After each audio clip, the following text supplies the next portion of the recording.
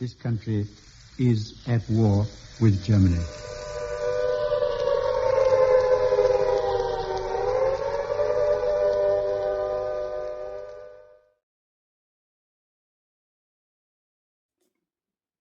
Hello and welcome to your World War II podcast, The Briefing Room. And this week I will be talking to politician, author, and director of Chelsea Football Club, Lord Daniel Finkelstein, OBE. And we will be talking about Hitler, Stalin, Mum, and Dad, about his mother who was taken by the Nazis, and his father who was taken by the Soviets in World War II. It's a very interesting book. It's a very personal book, and I look forward to talking to Daniel.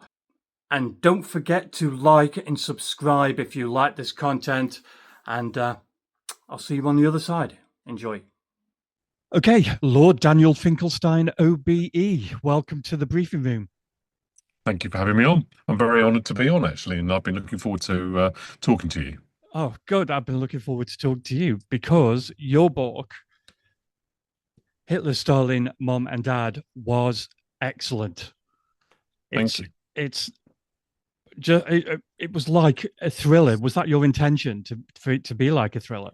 Well, actually, John, I did put a lot of attention into the storytelling, and just before I wrote the book, I watched a whole series by Aaron Sorkin, the writer of The West Wing, about scripts, actually. And I've read other books on story writing because I do think how you pace these things and how you how you introduce characters, all that is very important to the way people read it. And I wanted to do, honor to my parents' story, do it in the most professional way I could. So yes, it was deliberate that it was deliberate that it was a compelling story. And when people said, oh, they thought it was a thriller, that I was very pleased about that kind of response. Yeah, it is very much so. And I'll put a link below so people could get hold of a copy. The title is very striking. Can you elaborate on how that encapsulates the essential themes of your book? Yeah, so as it turns out, writing a title for books very hard. You want to try and capture the whole story, but I didn't have one story. I had two strands, as you're aware, of the story, my mother's story and my father's story, and it was very difficult to find one statement that encapsulated it in a way that grasped people. So actually in the United States, this book is called Two Roads Home, and I'm not anywhere near as fond of that title because it doesn't really say what it's about. So originally my title was going to be It's Not a Competition, which was what my mother always used to say when people asked her whether Hitler or Stalin were worse. And then I was going, it's not a competition, Hitler, Stalin, Mum and Dad. And it was my agent who saw that title and he said, well, that's very good, but I actually think the subtitle is better than the title. And I said, we should just make it the title. And it did summarize the whole story. So for those people who don't know about the book, this book is about my father and his experience in the 1920s, 30s, and 40s. How he was born and brought up in Lvov, which people know now as Lviv, and how his father, a civic leader, Jewish entrepreneur, was arrested by the Soviets as part of their deportation program. So he was the victim of Stalin. And my mother, Miriam, who was the daughter of one of the leaders of German Jews who'd been one of the leaders of German Jews in the 1920s and early 30s. My mother's story about how she ended up in Belsen concentration camp. So I feel this just summarizes the whole thing and makes people think, well, I know there are two stories. I know it involves your parents. I know it's a family memoir. So I packed as much information as I could into the title. And why did you change it for the American market? Well, because interestingly, the American publishers, Doubleday, in this country, it's published by William Collins. They felt that it wouldn't translate. So I've got two explanations for that. The more prosaic one is mum and dad is not actually an American expression, so it would have made it very British. And I wouldn't have wanted to change it to mom and pop. And then I think it's the British sense of humor is different. British sensibility is different. I think it might have struck an American audience as flippant, whereas in British it's sort of direct but understated, and Yeah. I think maybe that doesn't appeal so well. And I Oh, trusted right. their instinct. But it's a title that, like you say, it's a title that encapsulates everything. And how did you approach the challenge of writing these two distinct stories, especially within the widest historical context?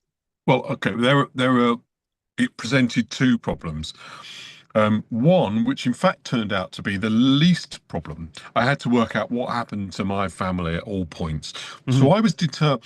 There have been a lot of books that have written that are like the story of the person's search for the truth, right? But I actually knew a lot of the truth, so I felt that doing it like that would be like leading the reader on. It would be pretending to an uncertainty that I didn't have. I had a lot of papers. My mother was, the daughter of one of the great archivists of the 20th century, so unsurprisingly, the family kept a lot of papers.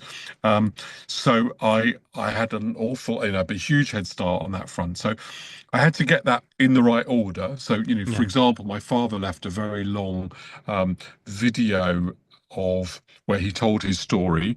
And when I tried to put that into a kind of timeline, I realized bits of it were at different, he was answering questions from his inquisitor, but obviously that didn't go in a straight line chronologically. So I had to sort of iron out the story. But that was relatively straightforward. Then there was the other task, which was seemed just vast, which was explaining to people who were reading it what exactly was going on.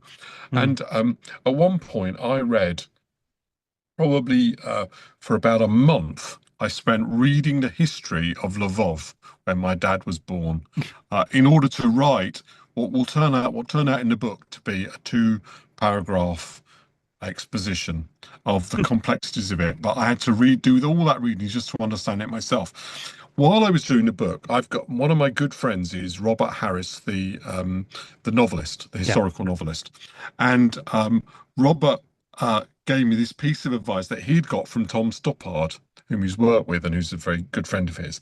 Tom Stoppard said, just because something is interesting, just because something is true, doesn't mean it's interesting. Mhm. This was very important piece of advice to me. So I did a lot of work to discover what was true, so I'll understand how to tell the story, and then ended up not putting all of that in the book. So that was, in some ways, a lot of stuff that's not in this book was the most time-consuming part of writing it. Oh, wow. So all the research and everything, it was Yes, just because I think picking the I bits do out. this. Yeah, when I write my columns in the Times newspaper, I have the same approach, which is that I spend a lot of time working out what I really think. And you can Mhm. only do that by a lot of studying. You've Yeah. got to understand the whole field. So, in order to understand my parents, I really had to understand the whole history of the period, but Mm. not all of it did you want to share. Nobody, the reader does not want a very long history of Lvov, right? Um, Yeah. but I needed to know it in order to understand where my Yeah. parents' story situated. So it involved a lot of research of things that I didn't share with the reader. Oh, right. Well, the stories that you uncovered talking about research, were there any stories that surprised you at all? Yes, well, there were stories where I knew a little hint, but I didn't know the whole thing. So let me give you an example of that. My mother had had introduced me when I was a kid to somebody we all knew as Betty from Nottingham, and Betty from Nottingham was somebody who clearly had some sort of family relationship. I was a bit hazy about what it was.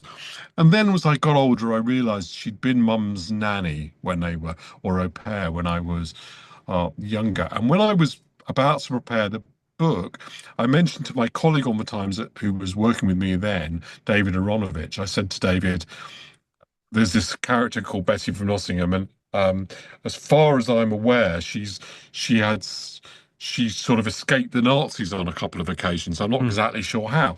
So David said, "You've got to write about that, and why don't you do a sort of little section just on her?" And I said, "Because that's all I know, David. Just this, Mm. what I've just told you." Anyway, about 2 or 3 days later, I stumbled across the fact that she'd left in my grandfather's library and her entire story. I mean, she told the whole story. And not only that, someone, in fact, had translated it from the German, so it was available in English to me. Uh, and that was an extraordinary story. It turned out that, well, people will have to read the book to discover who she was. But it turned out to be quite a surprising and extraordinary story all of itself. You could probably write a book just about Betty from Nottingham, or Betty from Berlin, as she actually was.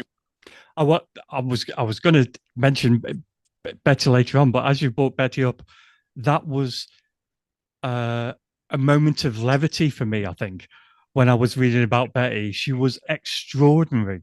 Wasn't The she? And the thing that was so interesting, John, is that um, in our lives, she was quite I don't know how to put this, but a sort of banal character, right? I mm, liked her very much, but she was a relative. She would kind of the sort of aunt that would give you like a mini Let's Diary for your birthday, yeah, right? And would come from Nottingham, and then we would talk about what Nottingham was like. And I had absolutely no idea that she was this unbelievable person, yeah, incredible person. So that was one of the most extraordinary things. The other thing, which turned out to that I didn't know, and I could not work out. Um, Basically, as you all know from this book, my mother has a passport that's Paraguayan, and how that had ended up in their hands was a family mystery.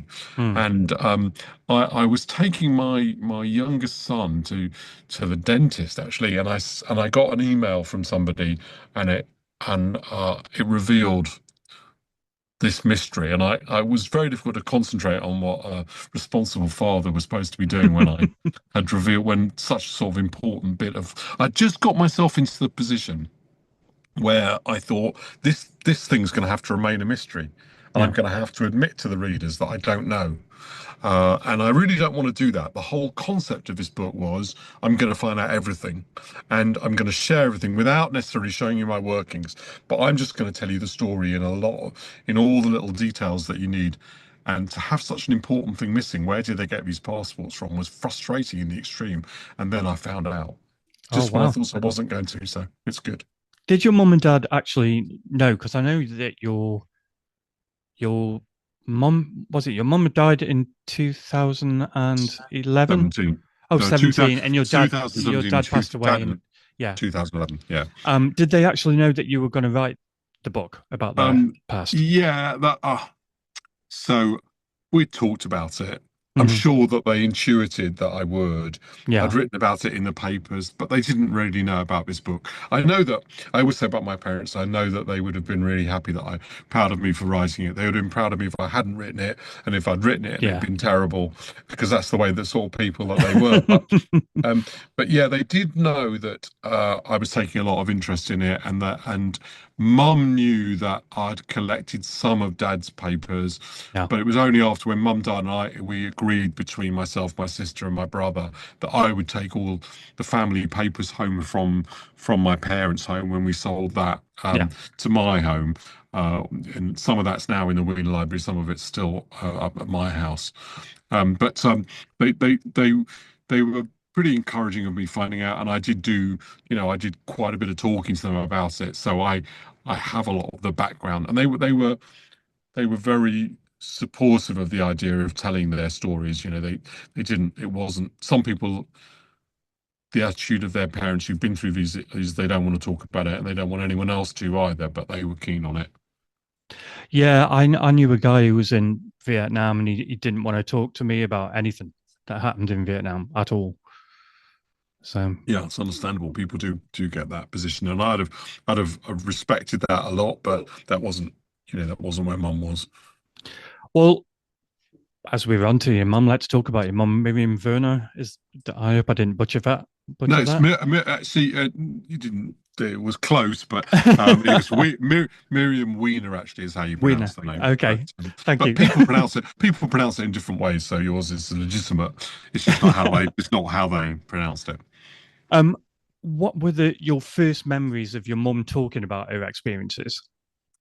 A good question, actually. I've often asked about this. I don't have one, and The reason for that is because it was always there, something that she talked about naturally. But what I do have is a strong memory of when she began to talk to other people about it. So Yeah. we'd always talked about it, and because when you're a kid, you kind of ask about your parents' life before you came along, Hmm. and I talked about it. So I knew Mum's story myself, but I do remember that nobody was, as I talk about near the end of the book, nobody was much interested in her story really for years and years. And then Mum came to think they were almost too interested in it. And, there was so much attention, and she sort of felt a bit ridiculous being this kind of. The Holocaust survivors became sort of iconic, and she was a bit like that, and she felt it was a bit absurd. But she went to our synagogue to give a speech, and I remember her saying to me, um, that she'd met Anne Frank in Belson. They'd seen her in Belson, not they didn't meet her, but they'd obviously known her. My mum knew, and the family knew Anne and Margot Frank. Margot had been a friend of my Aunt Ruth's, and Mum said, we saw Anne when she came to Belson. Do you think they'll be interested in that? And I was like, yes, Mum, I do think they will be interested in that. Yeah, definitely. And because she was so sort of modest about whether anyone will be interested in this, and not wanting, they knew the Frank family. They weren't intimates. Hmm. And I think Mum was always concerned about not leaning too heavily on the fact that they'd had this friendship. But for other people, obviously, it's completely riveting. And I do remember her saying that because it kind of summarized my mother quite well, that she was always concerned not to like feel as though she was being either a bore or a show off. Well, I've found it a sort of uh, a, a travel through history because your mum knew Anne Frank, and then your grandfather knew Einstein, Yes. and helped the president, and it's like a travel through So history. yeah, I It's mean, Alfred had an amazing. extraordinary network, and that was kind of part of how he operated. And actually, as you'll be aware, that London has the Wiener Library, and it Hmm. has that partly because of Alfred's work. So Alfred's networking.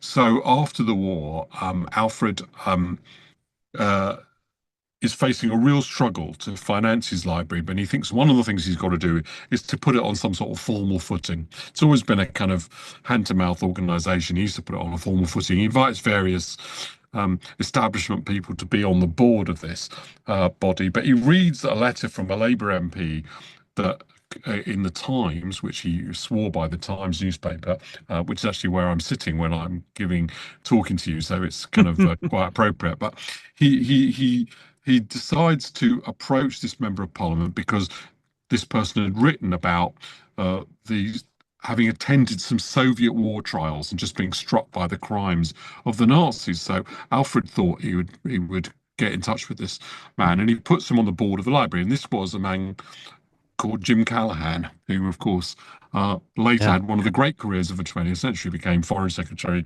Chancellor of the Exchequer, and Prime Minister, which is an extreme, and Home Secretary. So to have all four of those um, roles is rare. It may even be unprecedented. Certainly, in the 20th century, it was. Um, so he and the reason why the library still exists is because at a moment of its when it had was really desperate, Alfred had actually been dead more than 15 years by this point. Callahan retired as prime minister and made the library his big post office cause and raised a Hmm. lot of money for it, without which it wouldn't still be going, I think. So his networking, long after he died, was still coming to the rescue of the institution he created. Awesome. And what was your mum's life like growing up in Amsterdam, and how did the war affect her life initially? Um, well, she was. So my mother was born in Berlin Hmm. Yeah. in June on June the 10th, 1933. At that point, Alfred was already the Nazis had come to power. Alfred had already um, had a personal encounter with Goering, which had led him to realise he was going to have to leave Germany, and he'd Hmm. already begun to pack up and go to Amsterdam. Um, and so my mother was then born in Berlin during this period where they were kind of hovering between the two countries. And then Greta, my mother's mother, takes the children. They go to Amsterdam, and the period they have in this neutral country after the Nazis have taken over in Germany was, from the children's eyes at least, a completely ordinary one. There were a couple of exceptions to that. One was there were often people who'd come to stay in their house. And it was clear from the adult interaction with those people that there was something slightly wrong, right? That way they knew Yeah. that. Yeah. And these, of course, were actually refugees who'd come and they were staying in the house. And then the other thing that they noticed was that Alfred was often not there. Mhm. Alfred was actually spent a lot of time in Switzerland during that period, suing the publishers of the Protocols of the Elders of Zion in the famous Bern trial. He was the kind of the lead, the kind of research and expert leader in that trial. So he went all around the world trying to alert Jews inside and outside Germany, and the middle class, I suppose, across the world to what was happening because he's seen it from a very early stage. He was one of the first people to understand what was going on with the Nazis, what threat the Nazis represented. But besides those two sort of slightly out of the ordinary things, my mother's upbringing in Amsterdam was a perfectly ordinary one. Yeah. She did all the things, she went to a nice mixed school, and they my grandfather was never well off because he spent all of his time, in political activities and Mhm. as an archivist, and so but they were never poor either. So they had she had a they had a nice kind of quite blessed childhood, and if you read the correspondence from that period, it's full of the ordinary joys of childhood and rearing children. It's a big contrast to what happens later. And how did your grandmother's social standing affect her ability to cope um, with the increased persecution of the Nazis? Well, see, my grand. So it's an interesting question. I'll take it in sort of two parts. The first thing is my grandmother was a highly educated person, unusually so. She had a PhD in economics. Weirdly, and this was one of the oddest things to discover, weirdly in a kind of area of economic and political thinking that's very similar to my own, even though she was somebody that I didn't encounter. So I found that really, really striking thing. Um, but she helped Alfred with a lot of his work, but I think it was definitely a strain for her that he was so often away. And even though she was probably at least his intellectual equal, perhaps his superior, she did all the things that women did in that period. She looked after the Mm. children. And I think it was all so I think that some of that was quite hard. But then there's the issue of social standing. It's interesting that you should raise that. Um, Part of the row, or part of the not row, but part of the kind of argument among refugee groups, historians, political thinkers after the war, and that affects, for instance, Hannah Arendt's Eichmann in Jerusalem, a very controversial book, was about um, whether or not your social standing improved your chances of survival in the Holocaust, and unquestionably it did. Their Yeah. social standing was part of their story without any question. It's acute of you to raise that because I think that's right at the heart of the debates about the Jewish community's reaction to the Holocaust. I'd at one point contemplate there is in the book a character called David Cohen. He makes a fitful appearance. Hmm. He's a very very successful professor of ancient history. Very distinguished, and becomes one of the leaders of the Jewish community. And ultimately, he runs something called the Jewish Council, for which Greta works. And Greta is only a secretary because the women weren't really allowed to have senior roles Mm. in it. Uh, but they had a friendship with David Cohen.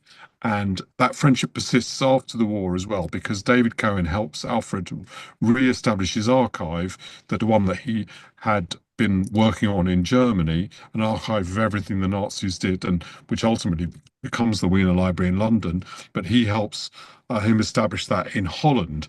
And I was thinking of writing a book about it, and then it's ultimately I've decided not to do that because there is a book about him, but it's in Dutch. But so are all the documentation. So is all the documentation. Um, but David Cohen, the reason why I was interested in it is David Cohen becomes a very controversial figure Hmm. because he is accused of having privileged the leadership of the German Jewish community over um, its ordinary members. And I think he probably, well, I think he definitely did do that, and it was deliberate. I think he did have a theory that uh, if you keep the leadership of the community alive longer, it led to greater chance for the Jewish community's survival Hmm. and as a whole. But that's obviously quite a controversial position. I think it's absurd to move from that to kind of, according David Cohen, a sort of blame in crimes which he was merely the victim of, really. Yeah. So, but it's an interesting controversy. And your grandmother's really, your grandmother's luck finally ran out on June 1943.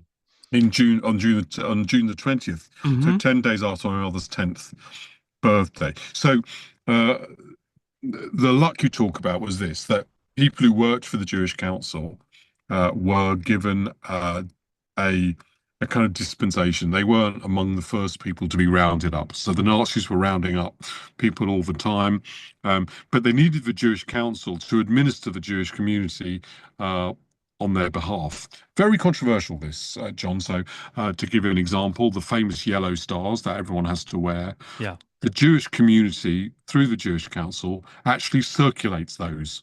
Right? People had to pay for them, and the Jewish community, they sit there all night, cut them up, circulate them.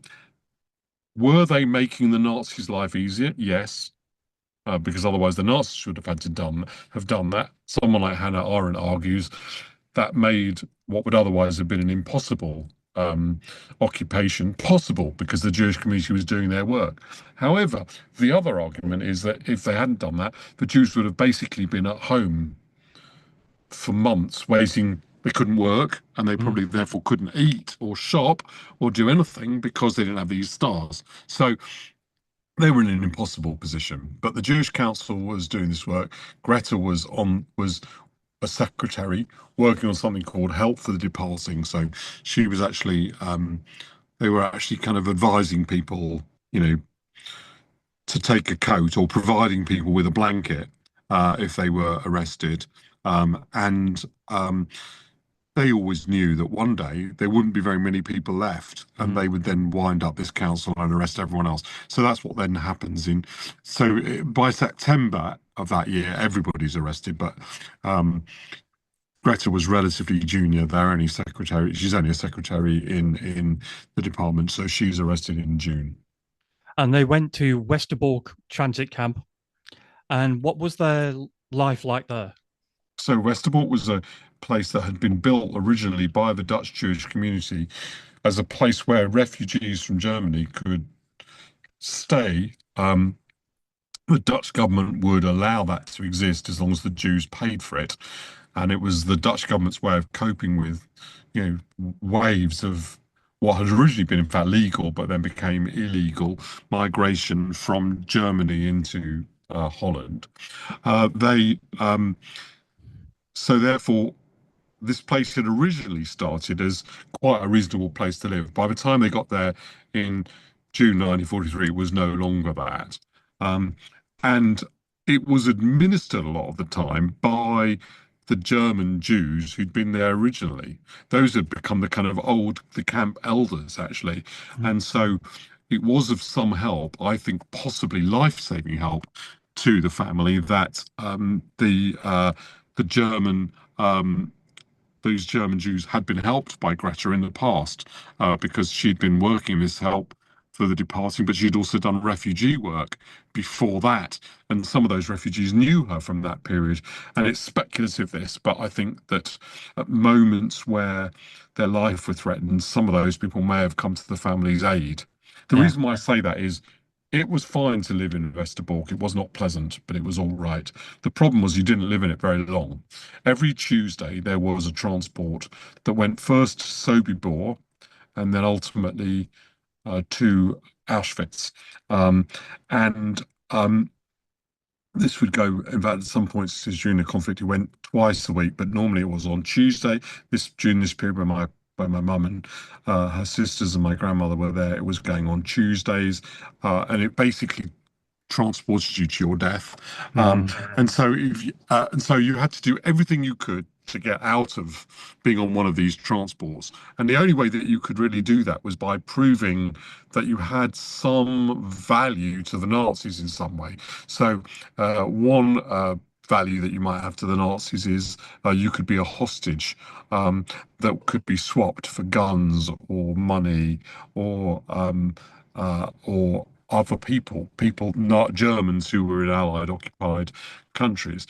And you had to have one of those sort of excuses, as it were, and then uh, you had to persuade one of these German Jewish refugees who'd been put in charge of compiling these lists that you should be exempted Yeah. on the basis of one of these. And so that was what life was like. It was a struggle. But my mum didn't notice this because don't forget, my mum is only 10. Yeah.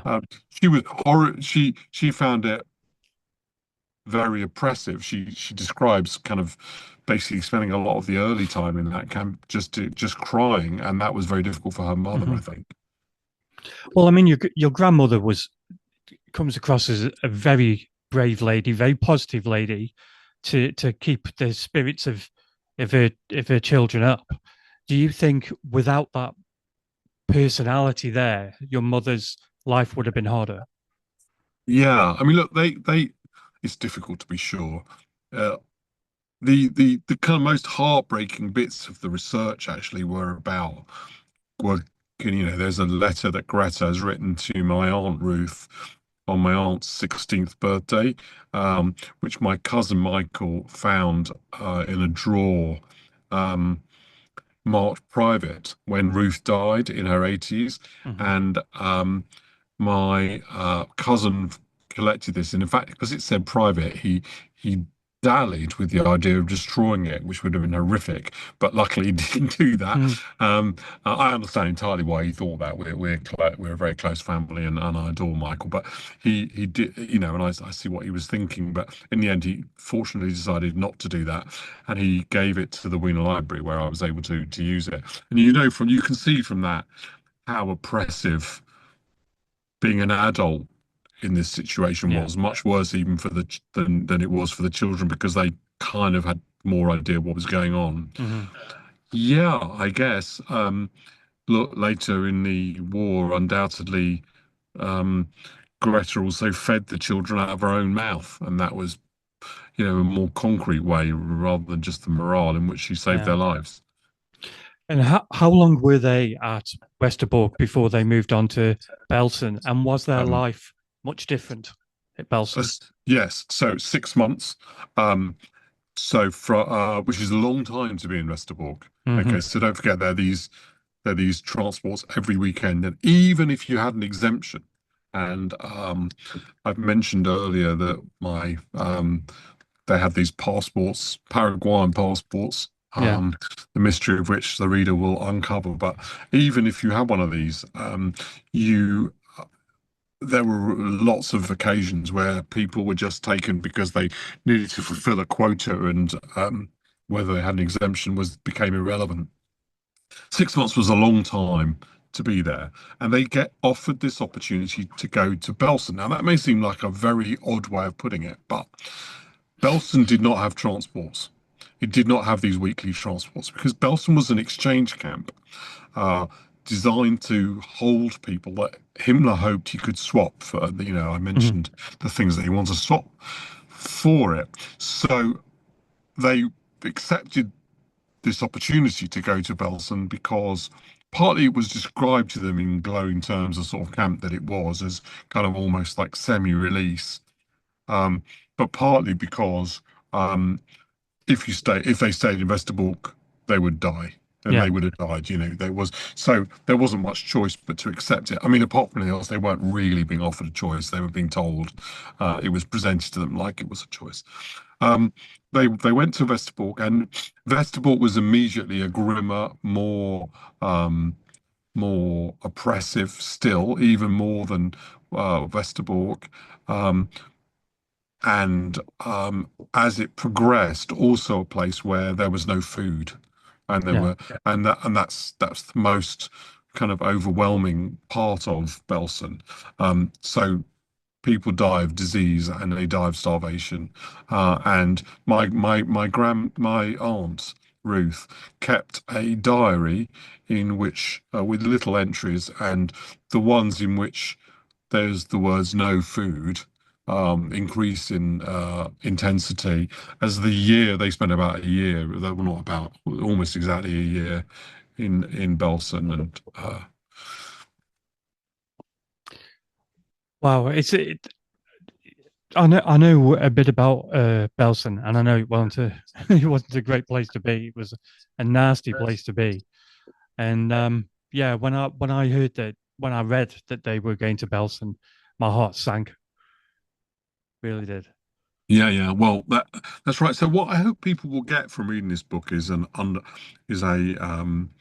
more of an understanding of what Belsen um, really was. Yeah. And I hope that it'll give people a little bit of an insight into how that camp collapsed into the calamity that it was. Hmm. And I'm thinking of Belsen as a sort of more detailed topic of another book, because as you'll know with your historical grasp, after the Belsen, because British liberated it, was the place where the British held their first war crimes trial. Yeah. But there isn't a book on that, and I thought I might tackle that as my next subject. Awesome. You can come back on the show and talk to us about I look forward to it. that. Your mother's will to survive is central to the narrative of your book. Uh, what was the most profound lesson from her experience that you felt you had to share? That's an interesting thing. My mother's way. My mother was a relentlessly positive person, and she tried to make us understand that the most important thing in life is a sort of sense of proportion, really. So Hmm. she took the view after the war that nothing was like that. Um, that we've been incredibly fortunate in our lives, and we ought to accept that that's the case, and not allow ourselves to be unduly done down by quite small things by comparison with their experience. Mm, She was also very determined that she wouldn't be the victim. She wouldn't think of herself as a victim. yeah. She didn't really like, she was as a Holocaust survivor, but she didn't really like that being the primary aspect of her identity. I think that reading your book and reading what your family went through, I'm hoping anyway, will help people to see, do you know what? There are things to complain about in life. Because there's people just complain about the smallest little thing now. And then when you see what people actually Completely. went through, it's So unbelievable. I did quite a few, as you would imagine, and am doing book festivals. And the mood in the countries at the moment of Britain is broken, Yeah, right? yeah. And I'm not the I honestly accept that there are lots of things that are wrong with the country, and we Hmm. can have a debate about how wrong they are, or whether, Yeah. the extent to which they're correctly portrayed. But what I think this book is about what happens when places are really broken. It Mm. was interesting that I engaged this morning in a debate about an article one of my colleagues wrote about crime rates in Britain, and and Aaron Banks, who belonged to UKIP and now I think is involved with the Reform Party, said, "I'd like to take Finkelstein and dump him in an industrial um, town so that he could experience what it's really like there. Anyway, I thought to myself, that's interesting because my book's really about ideologues who decide that they're going to dump people somewhere else in order to change their political Yeah. perspective. I mean, I'm not comparing Aaron Banks to either Hitler or Stalin, but it was quite a striking Well, thing. moving on to your dad now, Ludwig Finkelstein. Did I get that one right? You did. Yes, good.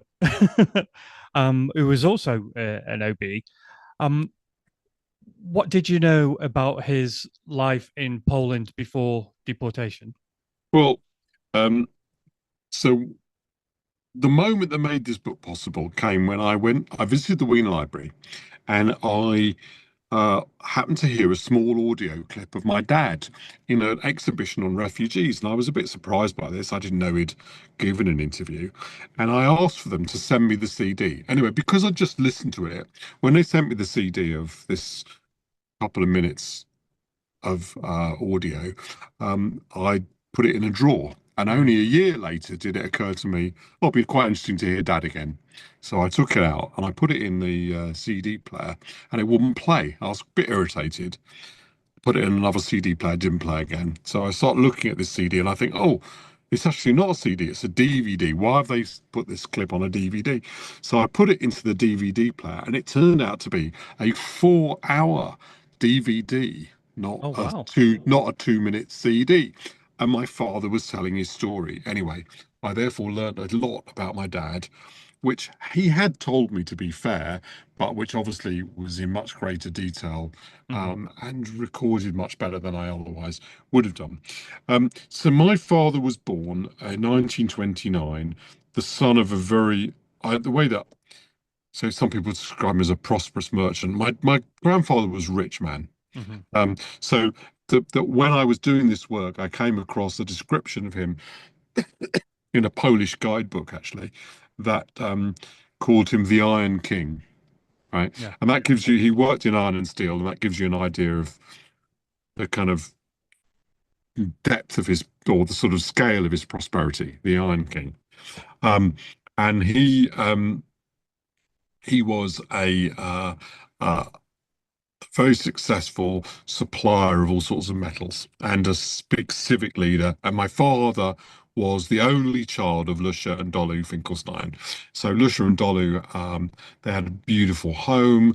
Um, uh, they later built another one in on a hill in Herbertoff Street. A beautiful modern house. My grandfather was a sort of progressive thinker, charity leader, entrepreneur, and my father was very much regarded as like the next generation. He'd take over the business. Um, he would be another Finkelstein after my grandfather, his grandfather Max, my grandfather Dolu. Then there would come Ludwig, and well, presumably generations after Mm. him. The Finkelsteins had lived a solid life in this area for hundreds of years. My grandfather had what was obviously an arranged marriage of some kind. They were introduced, let's put it that way, to Lusha. Um, Lusha belonged also to a wealthy, family with an estate, and Mm.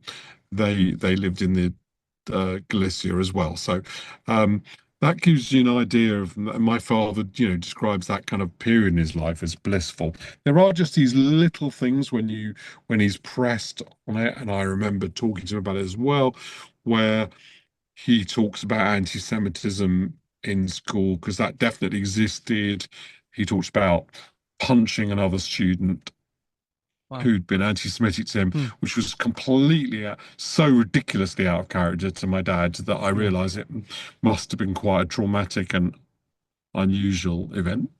Um, so if you read the history of that period, you can see that there was really a lot of it. I really a lot of stuff, and I found, for example, a, an article that my grandfather Dolly had written to addressing Jewish students in a house, in a sort of student house that he'd helped to finance, and it was clear from reading that they were under an awful lot of pressure. And I looked at the date of that, and I couldn't make sense of it. And then I realised this anti-Semitism was by Polish people This was before the invasions of the Nazis, before the Yeah. invasions of the Soviets. And so um, that was clearly a feature of my father's upbringing, but not one that hung over him. So he was always very pro-Pole, by the way, Hmm. and he clearly had a delight, the kind of upbringing that you would expect from the only child of two very rich people. And because rather by we've said at the beginning, rather than by the Nazis, your father and his mother were taken and deported by the Soviets. Yes. What was your father's life like in Siberia? Okay, so just to explain what may appear otherwise explicable, the Nazis enter from one side of Poland. Mm. The Soviets have a pact, a non-aggression pact, and in what was later revealed, uh, it was already contained in a secret annex. They decide to divide up Poland, and the Soviets get the bit uh, in the east of Poland, now the west of Ukraine, Hmm. that my father and his family lived in. And what they did then was that they took over the politics of it, ended the independence of the area, made it part of Soviet Ukraine using kind of finagled false elections effectively. I Hmm. mean, very familiar to anyone who's watching modern Ukrainian and Russian relations. And they then arrest all the civic leaders. Basically, the idea is to prevent. There are a number of ideas. The first is um, to take these people and prevent them from having leadership of Poland of any kind. The second is, the Aaron Banks project, dump these intellectuals in the real world where they'll kind of learn what life's actually like. Mm. Um, the which kind of might explain why I'm a bit leery about this approach. The third thing would be that they wanted to populate the interior of the Soviet Union. So anyway, they arrest my grandfather. He is ultimately sentenced to 8 years in the Gulag. Effectively, it was sentencing him to death. By the way, he's 50 years old. Um, the work in the Gulag involves him kind of dragging logs to the river in the freezing weather with almost no food. So Mm. it's not. It sounds like it's very hard labor, but in fact, it's really a death sentence. They Yeah. basically work him, but in the meantime, they can make some money out of him. That's literally what they were about. Anyway, they then deport all the families. They don't want these families hanging around and they too can benefit from being dumped in an industrial area which will improve their political perspective. They are sent to a state collective farm. These state collective farms were struggling because nobody who worked in them uh, felt any sense of that there was a relationship between anything they did and what they got.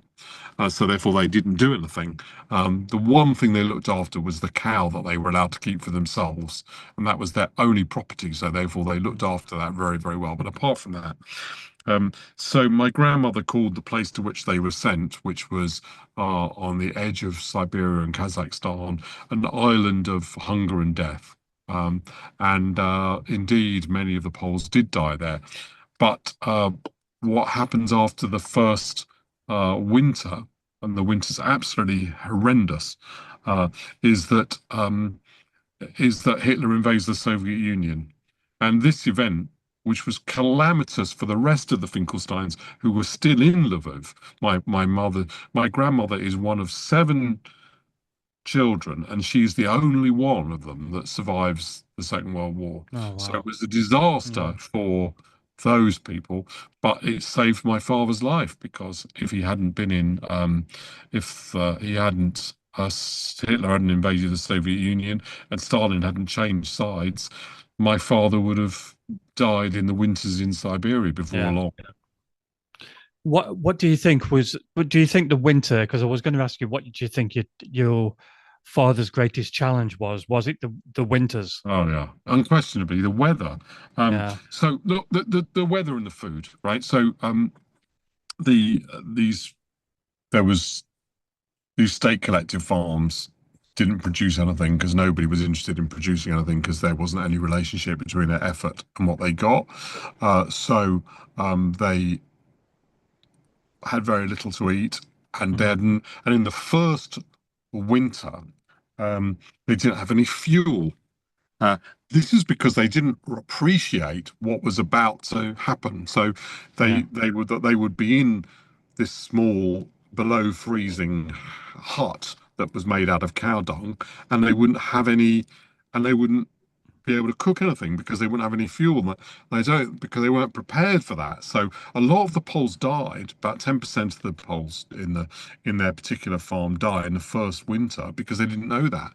After that, they did collect some fuel for a second winter that then it isn't doesn't actually happen in well they suffer it elsewhere, not there. But um, but that was the real problem. The weather was, when I sort of listened to my father say telling the story, and then he adds the detail that it was below freezing inside, you get some idea what it was like Mhm. to live your whole life in a below freezing temperature. I must admit that your dad's ingenuity really made me smile. That he had a very impressive, that you say in your book, a very impressive pile of cow dung Yes, that people were uh, jealous of, and I know he burnt communist books. he did. That Just- was my favorite of all the stories. He they the Soviets sent to the village a history of the Soviet Union in Kazakh, and nobody in the village was remotely interested in reading anything, but certainly not that. And Dad worked out that if you lit one, it was just enough for a cup of gruel, basically. So he basically commandeered the entire pile of these and used them one by one. Did he carry that on to his life when you came around? Was He he always had a always yeah. He always had a somebody who pretty thinks outside the box? So, well, yes, he did. He became an engineer, and it was partly because of his experience. Actually, there were two aspects of that. First of all, he became an engineer, Mhm. and that was definitely because he explicitly said this because he realized that the fundamentals of life, were the material, practical fundament, were the material, practical things, and Yeah, he became dedicated to the better way of providing them. So that became his interest in engineering. The other thing that I suppose he maintained obviously this kind of attitude towards communism. yeah. Now, I am in my kind of social class and of my political disposition, I'm perfectly standard in being anti-Nazi. Everyone's an anti-Nazi, Yeah. right? But at least they say they are.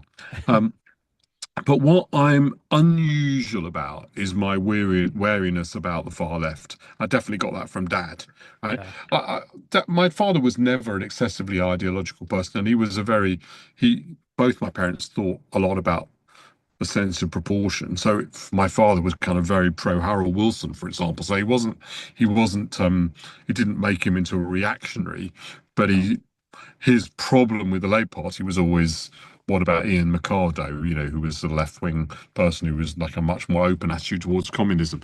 So it definitely burning the Soviet history of Kazakh in Kazakh, um, that stuck with him, the ingenuity, but also the target of his ingenuity.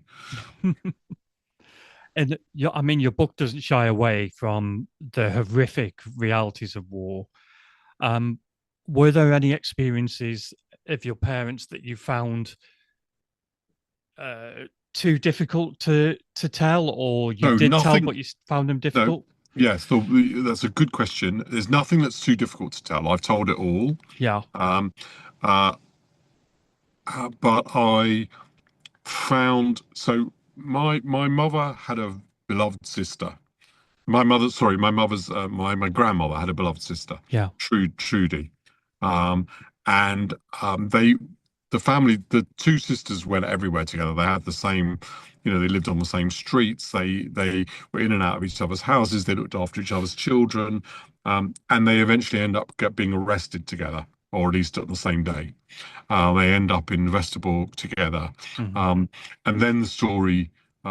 departs because they do not have Yeah. the documents that my grandmother has.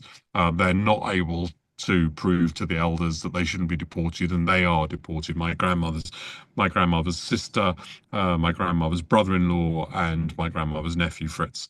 And I then I kind of worked out where they went, and I researched what happened to people who went on that trip. That was Yeah. very, very hard, John. I really found that a difficult day of research, and I then found it difficult when I wrote it. Yeah. Um, I learned things that, frankly, I just wish I didn't know. Um, but on the other hand, there are really important parts of the story. So, I one of the things about this book is it kind of follows history into almost everywhere. Yeah. Um, but the only place it doesn't go into, interestingly enough, is Auschwitz, because Mhm. nobody in my family ends up there. Yeah. But they unfortunately do end up in gas chambers, and I therefore had to tackle that. And that was Mhm. just a reality that was really hard to deal with. Um, Yeah, I can but imagine. I tried to make this book one that is leavened with a degree of humor. It's a story that, you know, kind of has its sort of light as well as its darkness. And I don't want it to be something that people can't. People have said to me, "I really enjoyed your book," and then they get embarrassed that they said that. And I said, "No, no, no, that's what I wanted you to do.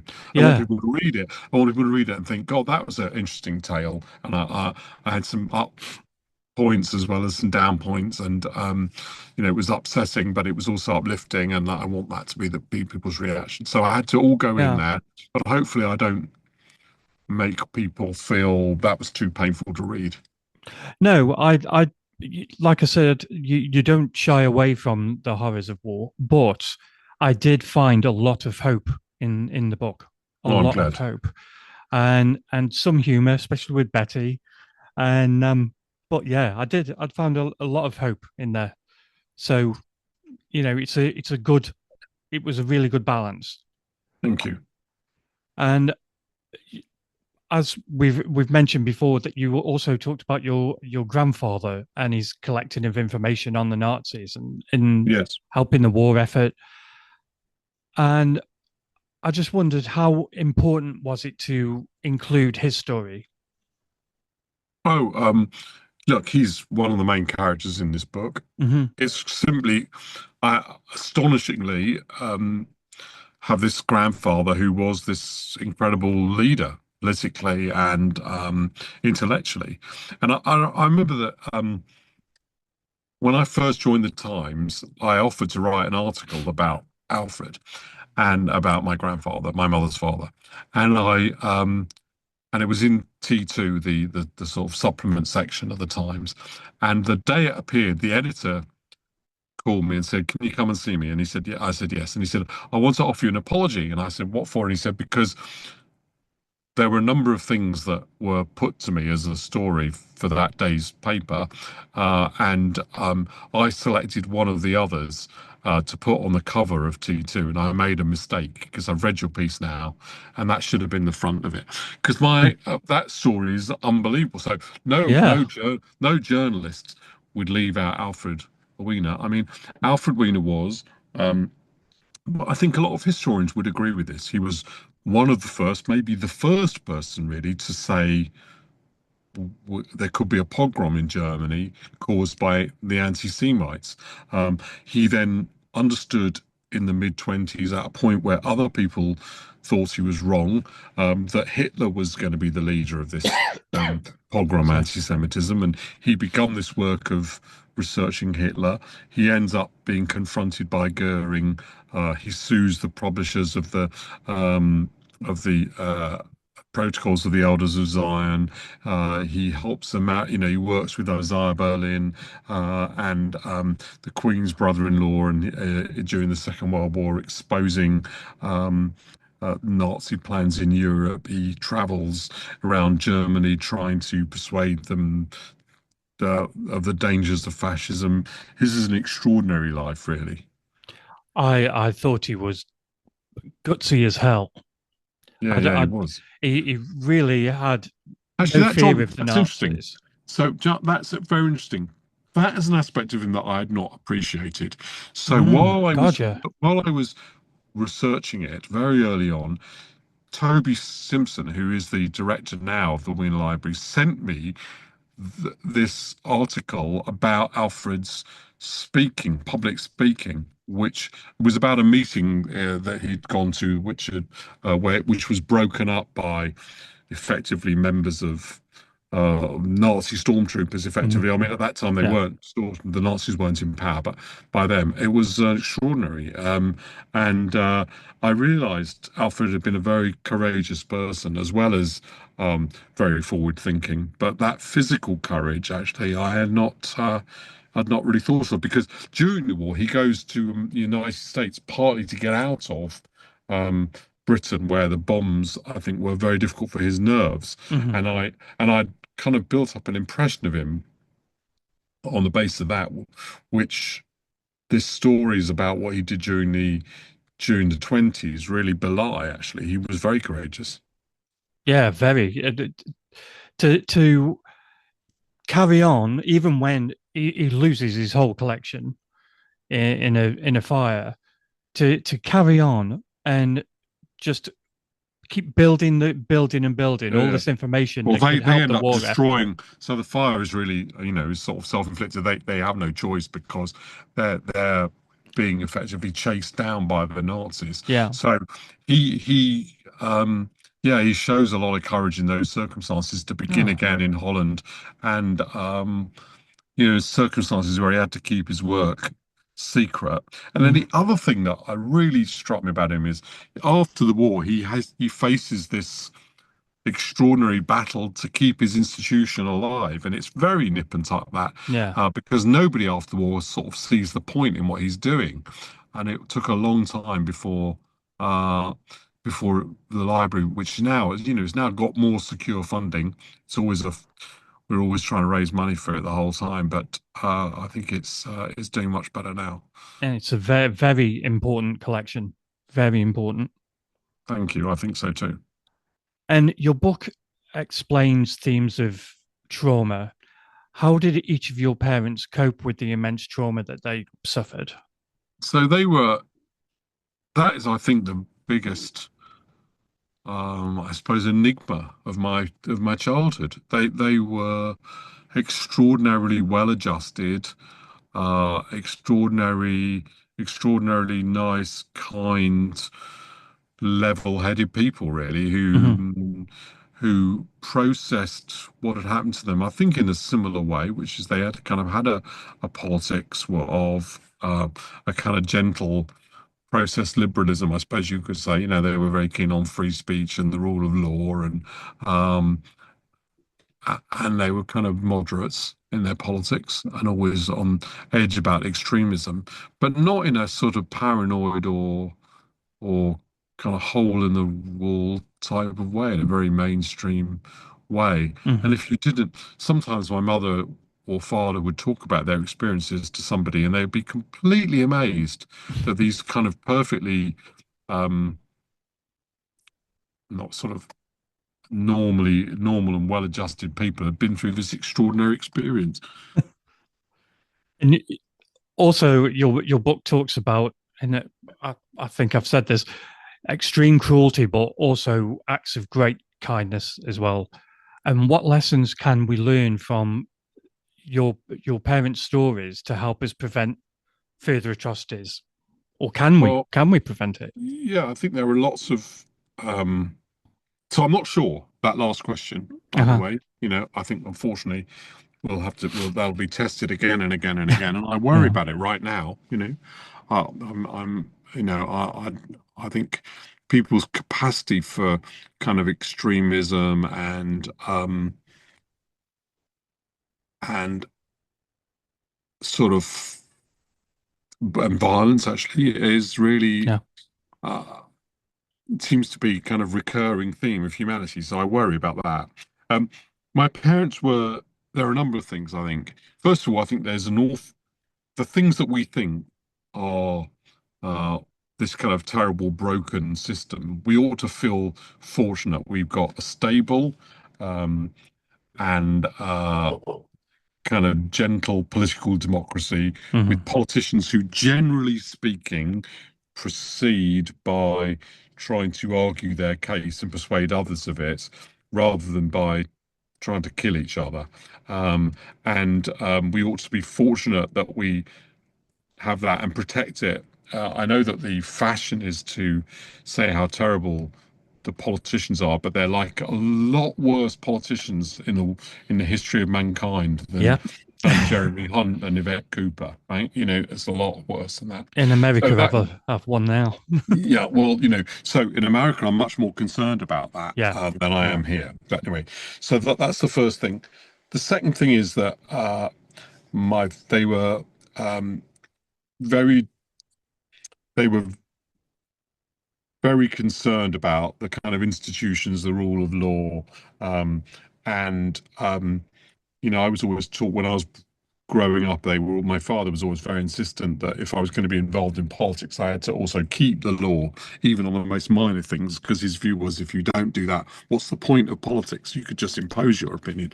And then finally, they were also very concerned to think of themselves um, as quite lucky people, even though Hmm. what had happened to them was so terrible. They weren't determined not to see themselves as victims. That was available to them as a way of living, but they thought it would be disempowering, both of them. My mother didn't want to be thought of as a survivor. She wanted to bring up her children to be successful and Hmm. well adjusted. She wanted to be a good teacher in the school. She had a very, very happy marriage to my dad, and she took a lot of pride in that. She was very proud of helping him be successful in career Hmm. terms. Um, and I think I've taken a lot from that. I try really, really hard to see the positive side and also, to do as best as I possibly can to understand the perspective of other people and to see whether we can't live with each other. That's a really good message. And finally, and I'll give you a chance to give your message. If there is an overarching message you hope readers retain from Hitler, Stalin, Mum and Dad, what would it be? I think it's that uh, the kind of stable, peaceful life that we live is quite fragile. Hmm. And it's easily destroyed by people with messianic ideas of a better way of doing things. And those people are better avoided, and so is those solutions. It's better to live with um, things that are less than perfect than strike out in some really potentially quite dangerous attempt to achieve Hmm. perfection. What a great message to end on. Thank you for having me on. I really enjoyed doing this interview. It's really nice to be Good, to good. to have me on. And can you just tell the people what you've got planned now in your future? Well, I'm so professionally, I do two things which are very precious to me. I work for the Times newspaper as a columnist Hmm. um, and contributor to the paper, and we're going to be, with my podcast on how to win an election, we're going to be covering the next few years, which are very exciting in politics. And my other very fortunate role is to be a director of Chelsea Football Club, which I'm very proud of. We work on fan engagement. I'm chairman of the charity there. That's a busy part of my time. And then I'm thinking of another book. So at the moment, the thought is that I'm thinking of a book which will cover the trial of Joseph Kramer and 45 other people, which took place immediately after the British liberated Belsen, and it's the bringing of law into the situation of lawlessness that my mother and father fell into. Awesome. Well, come back onto the show and talk about it I'd love to. when it's done. And Chelsea had a really good win against AC Milan. I'm a Chelsea fan, so Are you? yeah, I didn't know you were. Well, yeah. look, I hope we're going to do things that make all fans proud. we've embarked on a new strategy over the last 2 or 3 years, and it's required Chelsea fans to be patient, which people have been actually, and we're pretty excited with what we think is developing. Let's see what the season brings. Awesome. And I don't want anybody to be put off by the fact that I'm a Chelsea fan. So keep watching. But Daniel Finkelstein, it's been awesome to talk to you. It's been a really interesting conversation. It's a really interesting book. Hitler, Stalin, Mum and Dad. Fantastic read. And thank you so much for joining me today. Thank you for having me on. Thank you. For those of you still with me, thank you so much for joining me. I really appreciate you being here. And thank you also to Daniel Finkelstein. It was awesome to talk to you. It was a fascinating conversation. And I really appreciate you being a part of this journey. And when you get your new book, then hopefully you'll come back on the show and we'll talk about that.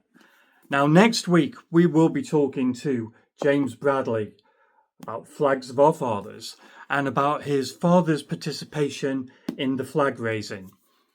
It's a very graphic book, horrifying at times, and in a way, it's a very sad book as well. And I won't tell you why, but we'll talk about that next week with James Bradley.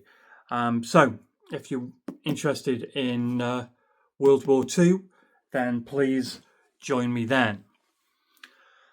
Now, take care of one another, take care of yourselves, and I'll see you next week. And don't forget, the past is a prologue, and we are the authors of the future.